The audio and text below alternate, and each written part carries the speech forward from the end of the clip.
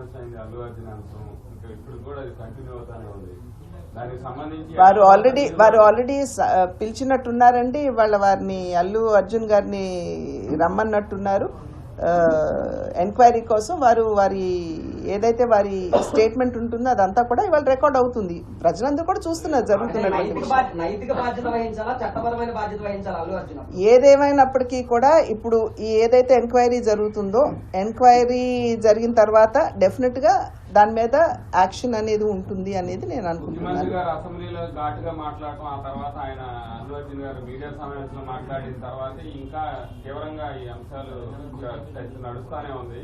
దీనికి ఇప్పటికి కూడా 10 లక్షల రూపాయలు 25 లక్షల రూపాయలు ప్రకటిస్తే 10 లక్షలే మాకు అందినాయి అని బాధిత కుటుంబ సంబంధించిన వ్యక్తి ఆ విషయాలన్నీ ఆర్థిక సాయం వీటన్నిటిలోకి వెళ్ళదలుచుకోలేదండి నేను. అక్కడ డెఫినెట్గా ఏమిటంటే అల్లు అర్జున్ గారు ఒక యాక్టర్గా వస్తున్నటువంటి సందర్భంలో పోలీస్ అక్కడ ప్రొటెక్షన్ అనేది డెఫినెట్గా అక్కడ కల్పించాలి. ఒక్క నిమిషం, అక్కడ కల్పించాలి. అక్కడ ఎక్కడో అది ఏమన్నా లోపించిందా అనేది చాలా మందికి అనుమానం ఉంది. తగినంత స్థాయిలో అక్కడ పోలీస్ ప్రొటెక్షన్ లేదేమో అనేటువంటి అనుమానం చాలా ఉంది. ఆ సందర్భంలో ఒక పేరున్నటువంటి యాక్టర్ వస్తున్నటువంటి సందర్భంలో ఏ రకంగా తొక్కిసలాట జరుగుతుందో అందరికీ తెలుసు. దానికి ముందుగానే ప్రిపేర్డ్గా ఉండాలి. సో ఆర్థిక సాయం అంటారా, అది వాళ్ళకి సంబంధించినటువంటి విషయం. దాని మీద నేను స్పందించవలసినటువంటి అవసరం.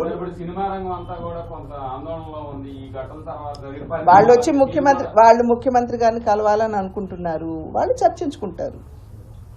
ప్రజల ఎమోషన్స్ ఎలా ఉన్నాయంటే ఇప్పుడు ఉమ్మడి నాయకుల మీద వేధింపులు చేసిన పెద్దిరెడ్డి రామచంద్ర మందకొడి గారు స్టేషన్ కి సంబంధించి వాళ్ళు ముందు వెస్ట్ సైడ్ డెవలప్మెంట్ అని అనుకున్నారు.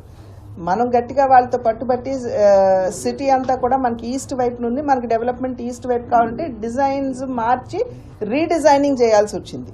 ఆ రీడిజైన్ చేసినటువంటి సందర్భంలో ఇంకొంత వ్యయం పెరిగేటువంటి అవకాశం ఉంది. అంటే మనకి ఏదైతే అనుమతులు ఉన్నాయో దానికంటే కూడా అధిగమించి ఇప్పుడు వ్యయం పెరిగేటువంటి అవకాశం ఉంది. రైల్వే బోర్డుకు ఆల్రెడీ ఇవన్నీ కూడా వెళ్ళాయి. రైల్వే బోర్డులో చర్చించిన తర్వాత వన్స్ దే అప్రూవ్ వెంటనే అది ఆచరణలో పెడతారు. నేను ఆల్రెడీ రైల్వే బోర్డు తోటి అశ్విని వైష్ణవ్ గారితో కూడా మాట్లాడటం జరిగింది.